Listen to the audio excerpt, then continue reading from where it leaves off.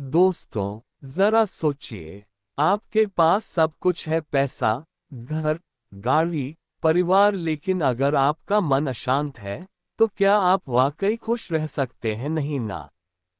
क्योंकि असली सुख बाहर की चीजों में नहीं, बल्कि हमारे मन की शांति में छिपा है।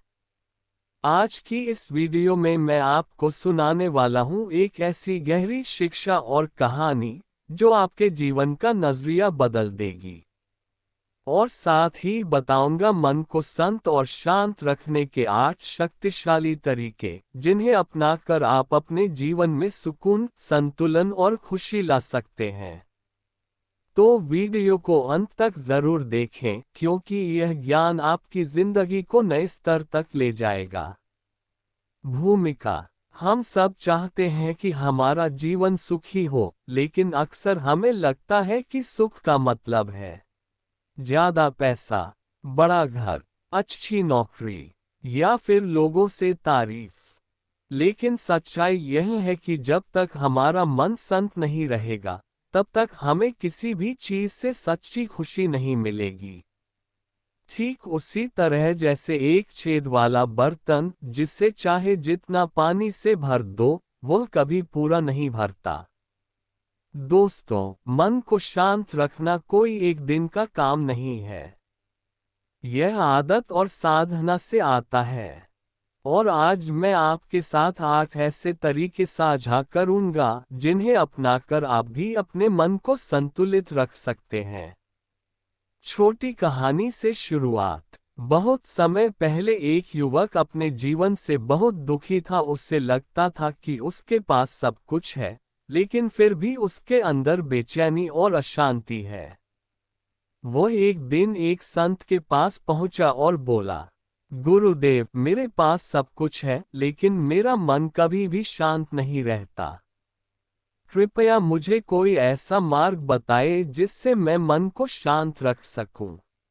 संत ने मुस्कुराकर कहा, बेटा, मन को शांत रखना आसान है, लेकिन इसके लिए धैर्य और अभ्यास चाहिए। और इसके कई तरीके हैं। इसके बाद संत ने युवक को 8 तरीके बताए, जिन्हें हम आज विस्तार से समझेंगे।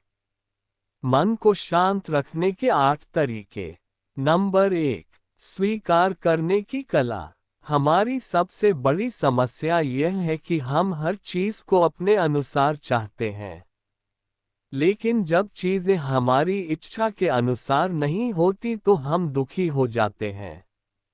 अगर आप अपने जीवन में हर परिस्थिति को स्वीकारना सीख जाएं, तो आधी समस्याएं वहीं खत्म हो जाएंगी। नंबर 2, ध्यान और मेडिटेशन। मन को शांत करने का सबसे बड़ा साधन है। ध्यान करने से हम अपने विचारों की भीड़ से बाहर निकलते हैं और अंदर की शांति से जुड़ते हैं। हर दिन सिर्फ 10 से 15 मिनट ध्यान करने से भी आपके विचार धीरे धीरे शांत होने लगेंगे। याद रखें, ध्यान एक बार का काम नहीं है, ये रोजाना का अभ्यास है। नंबर 3, संतोष का अभ्यास। हमेशा और ज्यादा पाने की चाह हमें अशांत करती है।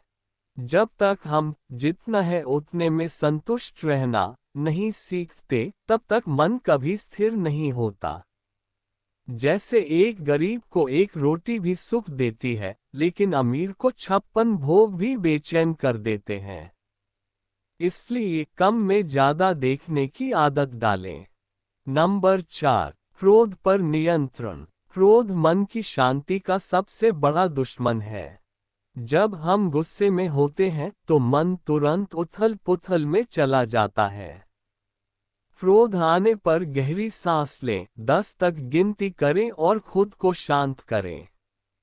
नंबर 5, सकारात्मक सोच। मन वही बनता है जो हम सोचते हैं। अगर हम नकारात्मक सोचेंगे तो मन अशांत होगा, लेकिन सकारात्मक विचार मन को संतुलित और शांत बनाते हैं। नंबर 6, सेवा और दान। दूसरों की मदद करना, सेवा करना और दान देना मन को सच्चा सुख देता है।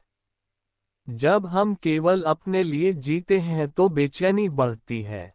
लेकिन जब हम दूसरों के लिए जीते हैं तो मन हल्का और शांत हो जाता है। सुख बांटने से बढ़ता है। नंबर 7, संतुलित जीवन शैली। खान पान, नींद और दिनचर्या का सीधा असर हमारे मन पर पड़ता है। अगर आप देर रात तक जागेंगे, जंक फूड खाएंगे और शरीर को आराम नहीं देंगे तो मन कभी शांत नहीं होगा। समय पर सोना, स्वस्थ आहार लेना और व्यायाम करना मन को शांत रखने में मदद करता है।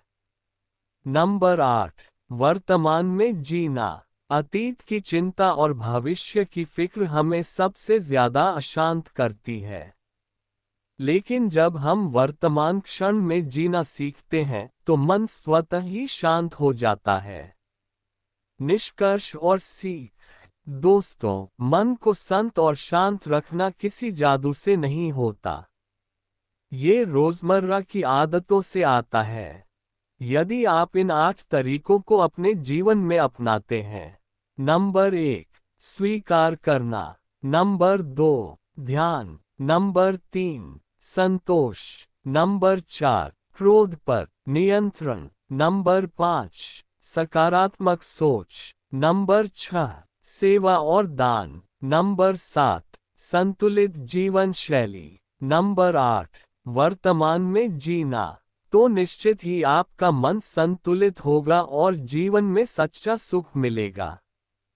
दोस्तों, ये ज्ञान आपको कैसा लगा? क्या आप भी चाहते हैं कि आपके जीवन में शांति और सुकून आए? तो इन 8 तरीकों को आज से ही अपनाना शुरू कर दीजिए। अगर यह वीडियो आपको अच्छा लगा हो तो इसे लाइक करें, अपने दोस्तों और परिवार के साथ शेयर करें, और अगर आप हमारे चैनल पर नए हैं तो सब्सक्राइब करना न भूलें।